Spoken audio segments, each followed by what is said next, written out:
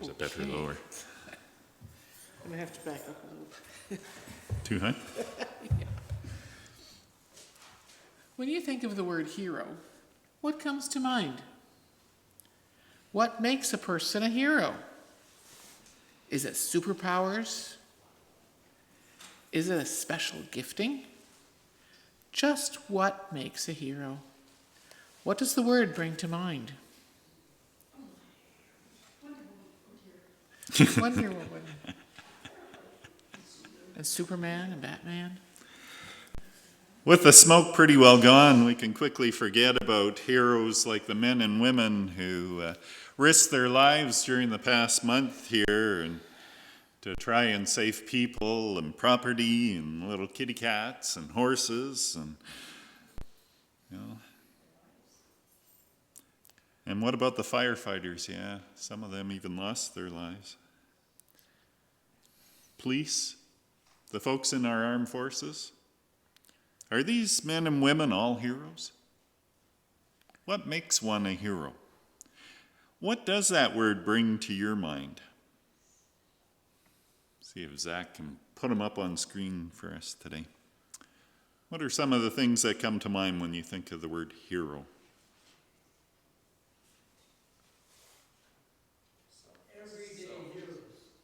Everyday heroes.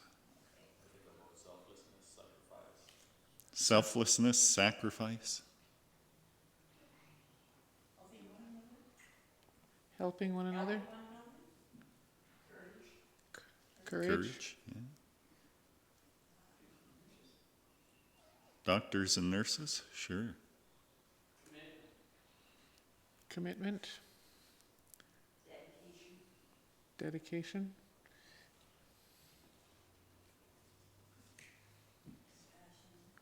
Compassion. Pardon? Amen.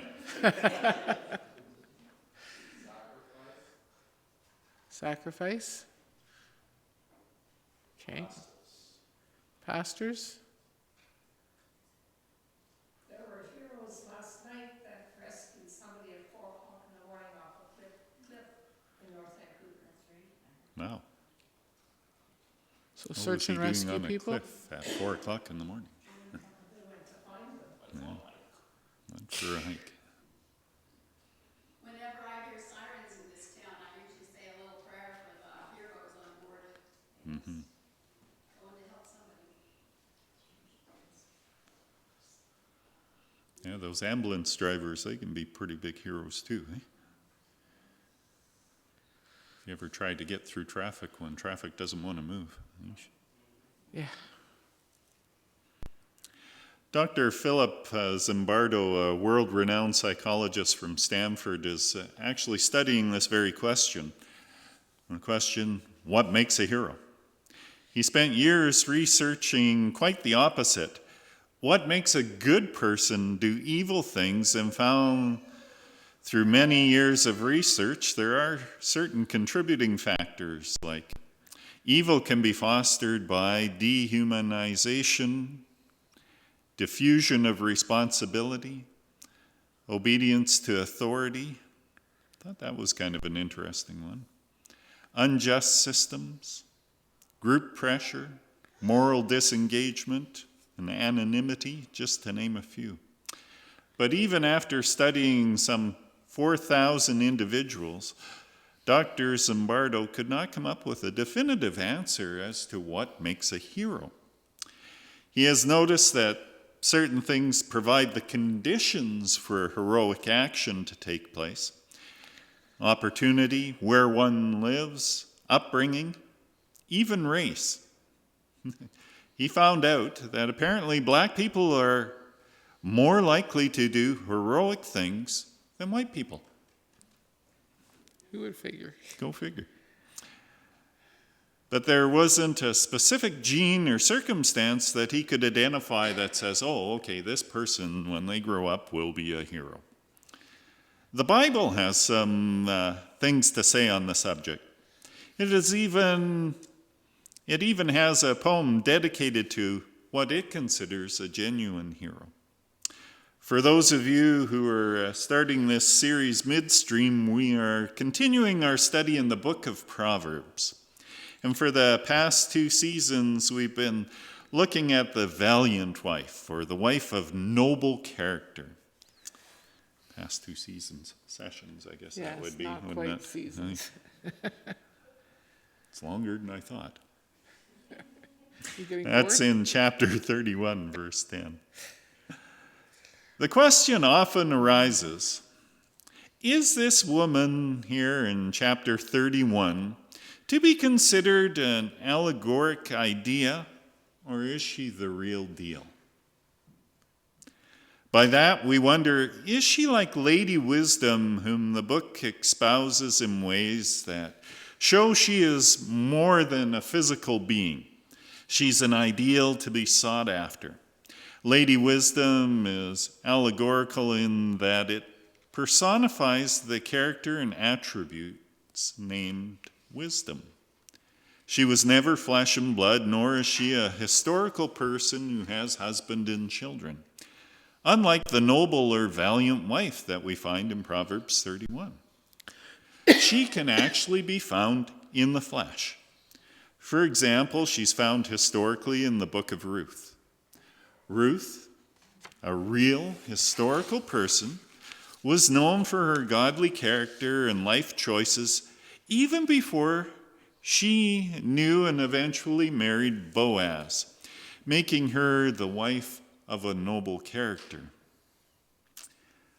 I find it interesting that in a patriarchal society, when women are often treated as more like objects than image bearers of God, that God himself places this Lady Wisdom as the epitome to be sought after not only by women, but by men, and especially men of royal lineage.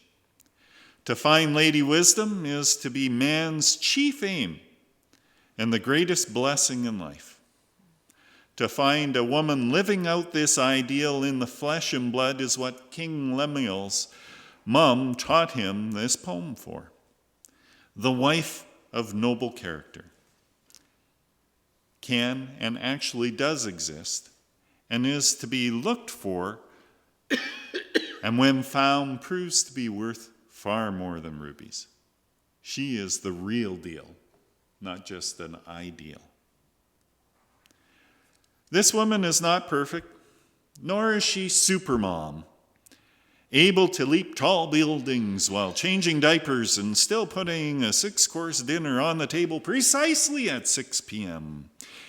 She is actually far better than that. She is a person who lives by faith and who chooses to show faith by what she does in her everyday married life. She is purpose-driven and very capable. And she is growing in her God-given role as the bride of the king. The poem that begins in verse 10 speaks of her as a hero worthy of praise. She is a hero of her family, and the poetic verses speak of her valor in military jargon, which I found really quite interesting. Military jargon or exploits, detailing why she is to be considered a hero. This poem speaks in a way that even us dense men should understand so we can know her when we find her. And praise her even as we see King Lemuel's father likely has done. Yes, King Lemuel's mom was likely such a woman. The old adage that it takes one to know one puts the odds very much in her favor, in my estimation anyway. She not only spoke these wise words into the heart of her son, she likely lived them out in front of Lemuel so that he would recognize the real deal when he sees her. You know, much of the ancient Near Eastern literature speak of women in more erotic terms that focus on outer beauty.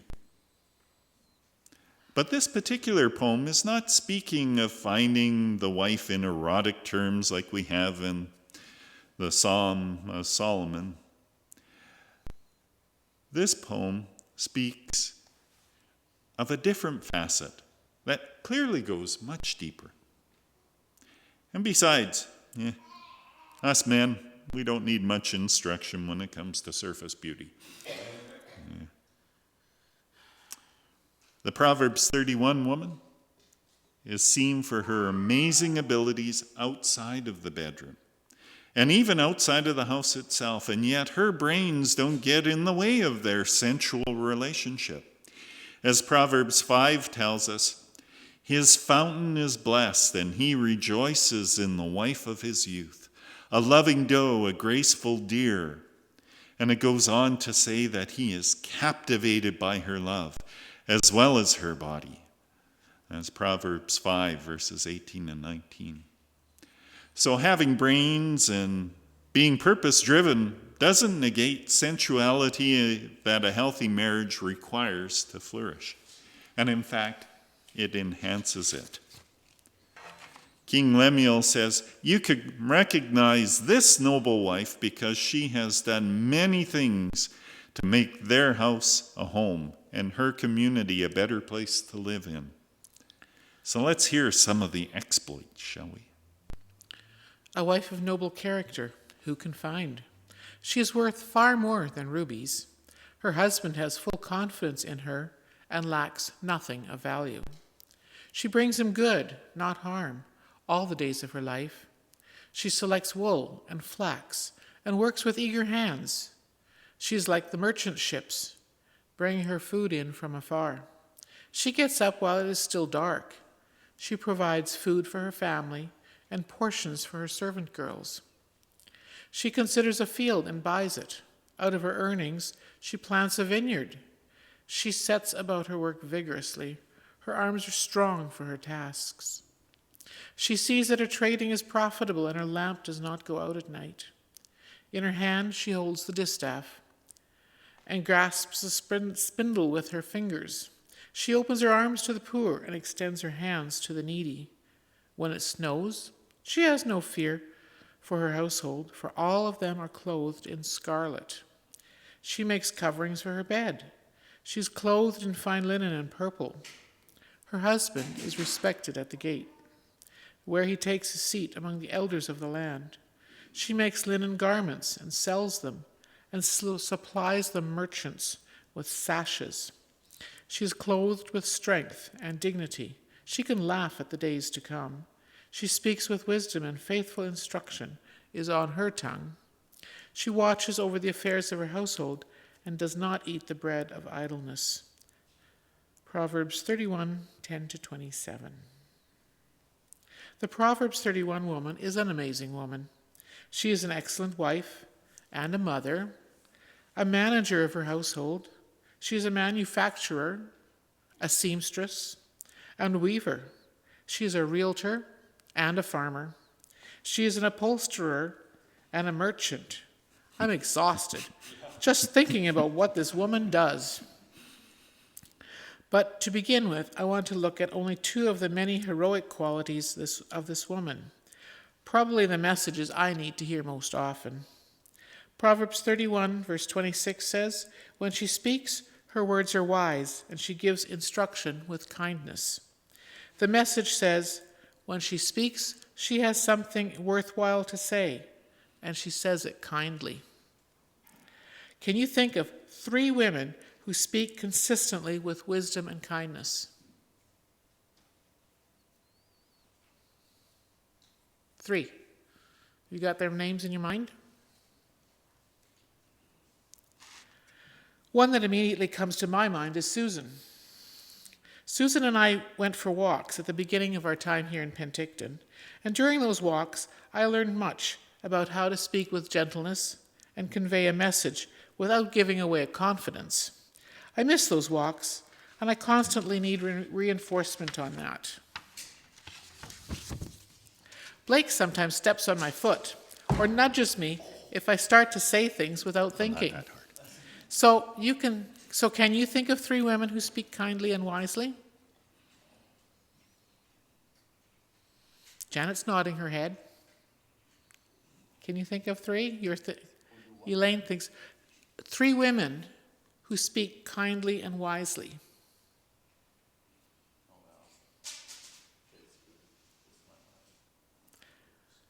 Somebody else. Are you, then the question is, are you on somebody's list of those 3 women?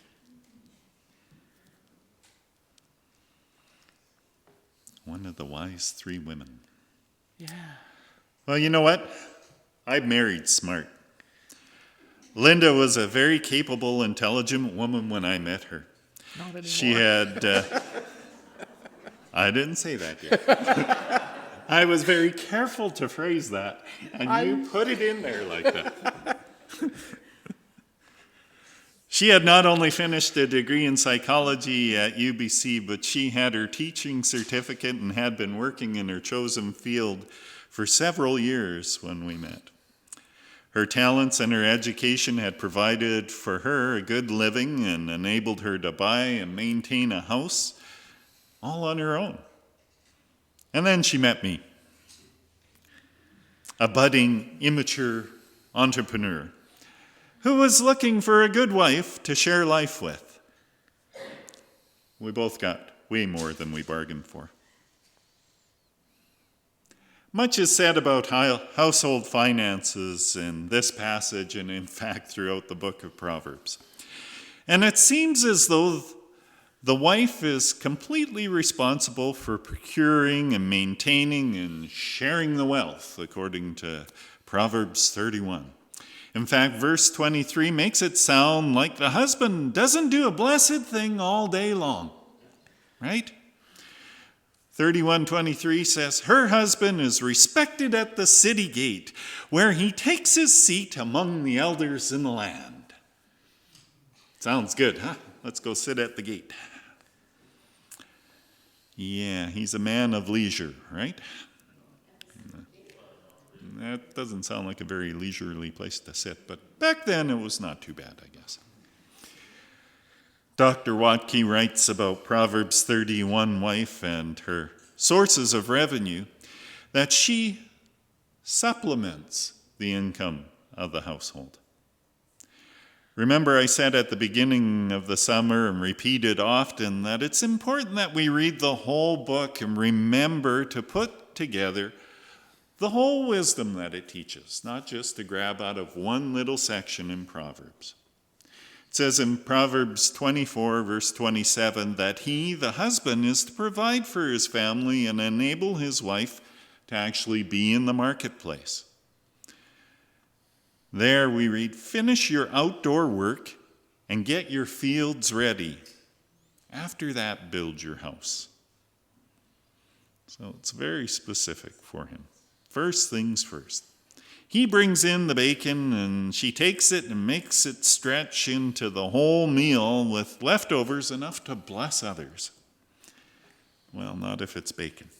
There's never any left over in our household. Linda has amazed me in this area many a time. Her frugal and clever handling of the finances made it seem like we had plenty, even when we as a family headed back to school with 3 little children in tow. But we both played a part in that. Our business was sold for a good amount when God called us into missions and then on to Bible school. That in part enabled us to afford to be debt-free while going to school. And of course, I did computer consulting on the side, even while a student.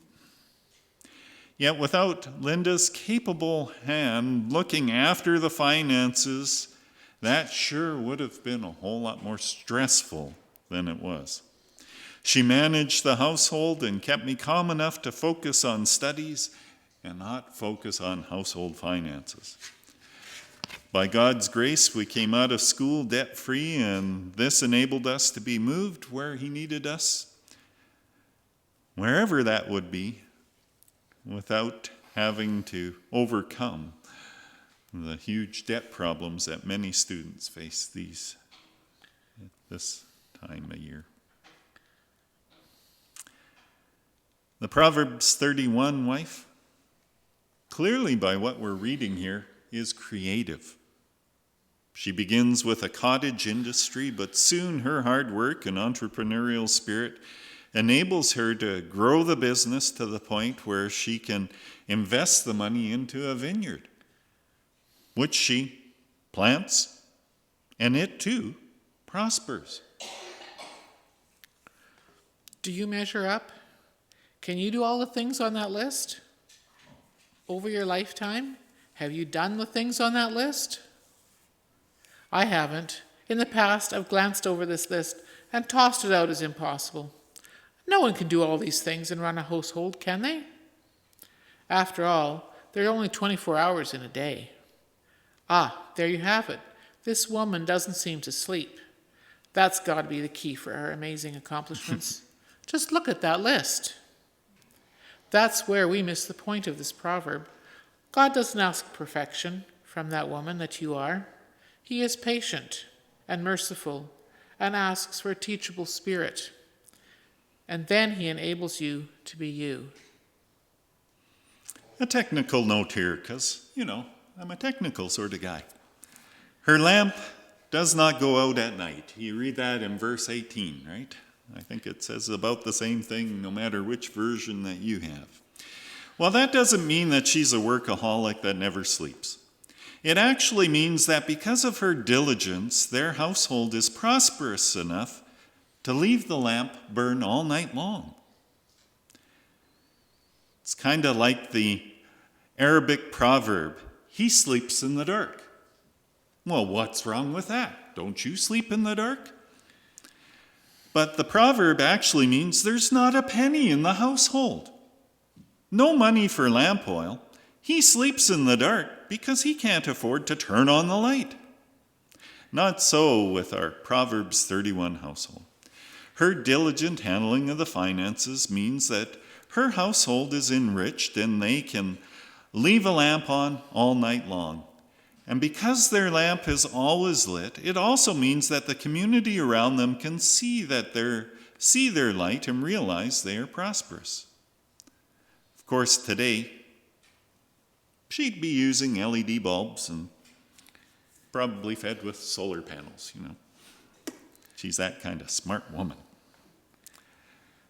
It says in Proverbs 31:21, when it snows, she has no fear for her household, for all of them are clothed in scarlet. To the best of her ability, she has made sure that her children and husband have what they need to stay warm when it's cold outside. Again, it's speaking of the prosperity of the household and the diligence of this wife to make sure that the family is clothed, and they are clothed well. Even if that means she shops at Value Village or Value Village. Village, yes. She puts the well-being of her household above her own. Blake tells me the lioness hunts her prey at night is closer to the literal Hebrew definition of verse 15. She does what must be done when it needs to be done in order to bless her household. This includes menial labor. She is a queen, not a princess. Uh-oh. Boom. No job is beneath her. This is not... Oh dear.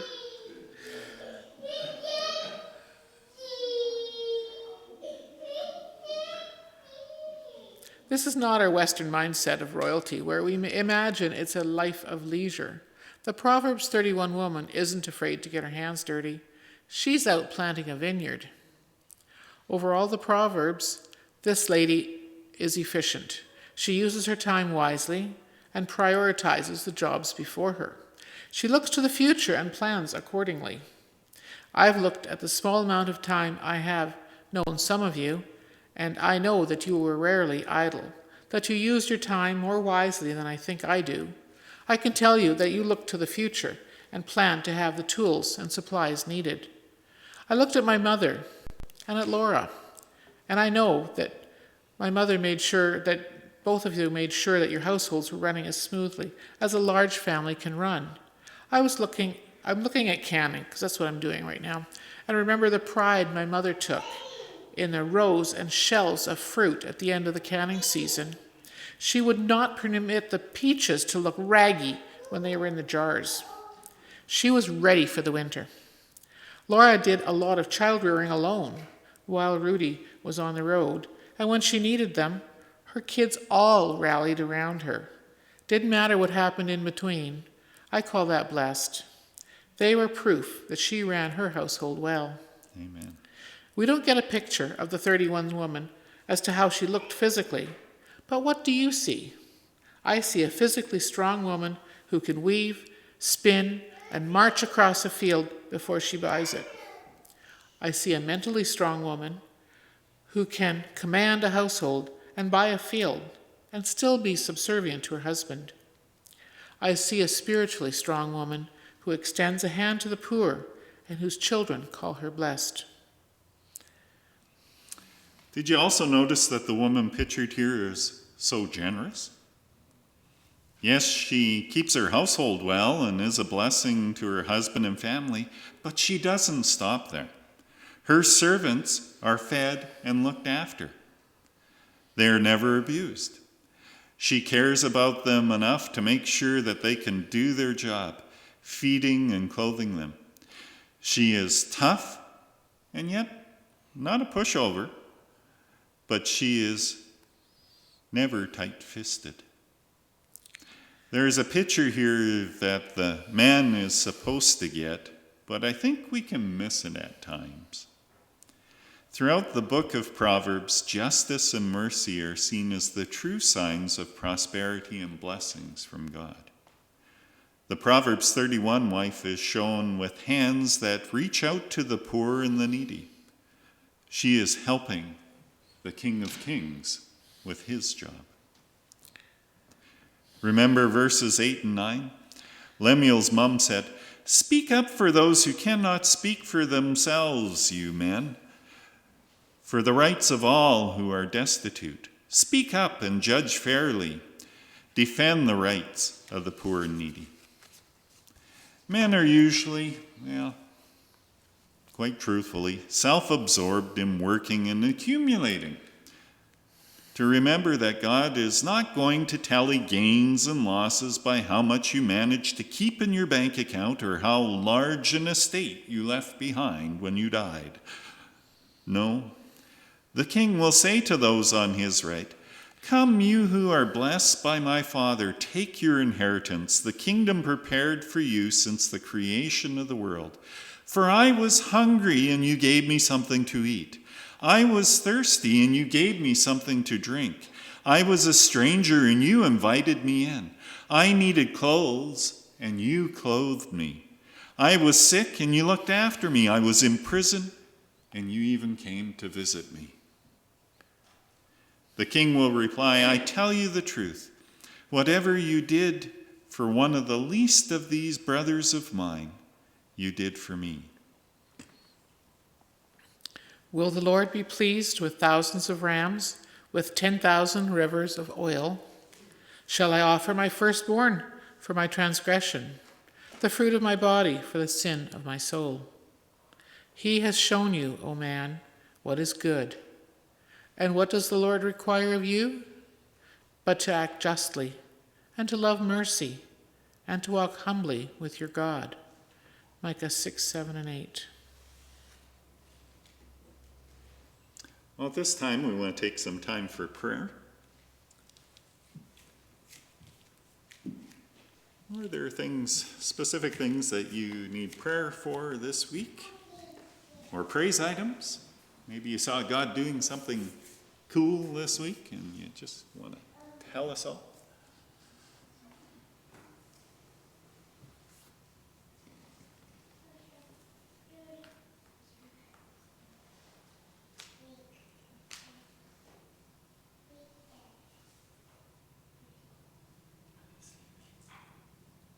We asked them too many questions at the beginning now. Yeah.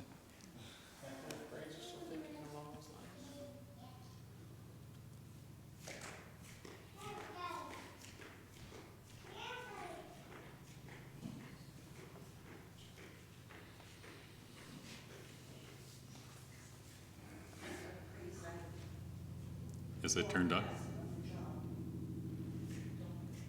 Get that? Lauren has a second job. So Lauren got a second Lauren job. got a second job. Where, Lauren? With the neighbor. Oh, cool. Doing some construction. Oh, very good.